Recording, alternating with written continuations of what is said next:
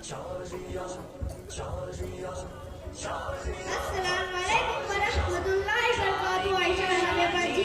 वालेकुम अस्सलाम वरहमतुल्लाहि वबरकातुहू। क्या आप दोनों खैरियत और आफियत के साथ हैं? हम दोनों आपकी दुआ और अल्लाह के फजल व करम से खैरियत और आफियत के साथ दीनी माहौल में जिंदगी गुजार रहे हैं। लेकिन आप दोनों आज सुबह सुबह पर्दा और भूखे में बंद होकर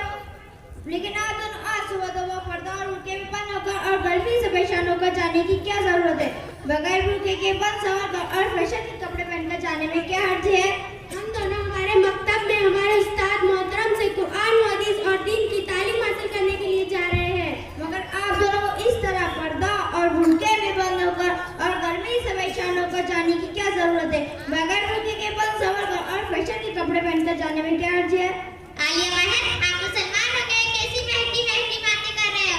मालूम होता है कि आपको आजादी बंदी तहजीब और गैर इस्लामी समाज ने मुतासिर कर रखा है। मगर आप दोनों जिस पर्दे को पसंद करती हो और जिस गुनाह पसंद करती हो, इस्लाम और कुरान में काफा बुरा कहा है। मैंने कहीं पर भी इसका जिक्र नहीं सुना। आलिया बहन, अफसोस की बात है, आपने सिर्फ दुनिया की तालीम हासिल की है, दीन की तालीम हासिल नहीं किया। वरना कुरान और हदीस में तो जगह जगह औरतों को पर्दा और सादगी का हुक्म दिया गया है और फैशन परस्ती से मना किया गया है। मेरी बहन आयशा भी आपको कुरान और हदीस पढ़कर सुनाएंगी और पर्दे का हुक्म बना सिंगार में पर्दगी की बुराई बतलाएंगी। सुना मेरी सहेली आलिया बहन, अल्लाह ताला ने कुरान में फरमाया, ए नबी सल्लल्लाहु अलैहि वसल्लम, कह दीजिए अपनी बीवियों से डाले रखे अपने ऊपर अपनी चादरें। और दूसरे आयत करीमा में अल्लाह ताला ने फरमाया कि कोई औरत अपने ज़ेब व ज़ीनत को और सिंगार को ज़ाहिर ना करे और चाहिए कि अपनी ओढ़नी और अपनी चादरें अपने ऊपर डाले रखे। और तीसरा आयत करीमा में अल्लाह ताला ने फरमाया कि कोई औरत अपना पैर जोर से ना रखे कि उसकी ज़ीनत और सिंगार मालूम ना हो जाए। और इसी तरह एक हदीस में सल्लल्लाहु अलैहि वसल्लम ने फरमाया कि कोई औरत इस नियत से वाली शादी मेकअप की और अच्छे कपड़े पहनने की सदै करने से लग खुश ये सजा है कि अल्लाह ताला इसके नाम मांगने देते हैं कि कयामत के दिन उसकी तरफ नजर नहीं करेंगे। तो आप भी सोचिए ये कितनी बड़ी सजा है।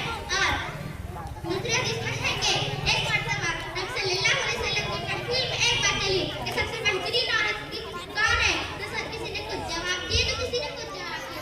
इतने में हज़रत अली रज़ियल्लाहु अन्हु अपने घर गए और अपनी हज़रत फातिमा को बताया कि हुजूर की महफिल में एक बात चली कि सबसे अच्छी औरत कौन है, इसलिए मैं तुमसे पूछने आया हूँ। तो हज़रत फातिमा ने बताया कि सबसे अच्छी औरत वो है जो पर्दे का खूब एहतमाम करे और किसी गैर मर्द को ना देखे और ना किसी गैर मर्द को मौका दे। मेरी प्यारी सहेलियों, मैं आप दोनों से मिलकर बहुत खुश हो रही हूँ कि ना आप दोनों से मुझे पर्दा और भूखे के बारे में बड़ी अच्छी बातें बताकर मेरी गलतफहमी को दूर कर दिया है।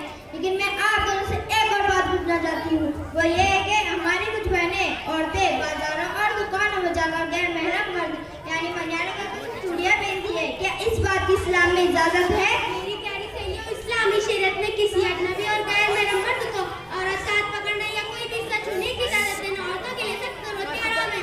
और मनियार मर्द से चूड़ियाँ पहनना सब जरूरत नहीं है, क्योंकि वो खुद भी अपने हाथों से चूड़ियाँ पहन सकती है या किसी तजुर्बेकार औरत से पहन सकती है।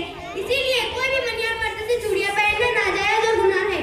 मेरी प्यारी बहनों, आयशा आपने पर्दा और फैशन परस्ती के नाजायज होने के बारे में बड़ी अच्छी अच्छी इस्लामी बातें बताकर मुझ पर एहसान किया है। मैं भी वादा करती हूँ कि इंशाअल्लाह कल से पर्दा और भूखे का एहतमाम करके आप दोनों साल मकतब दौरे अरकम में कुरान हदीस और दीन की तालीम हासिल करने के लिए आया करूँगी।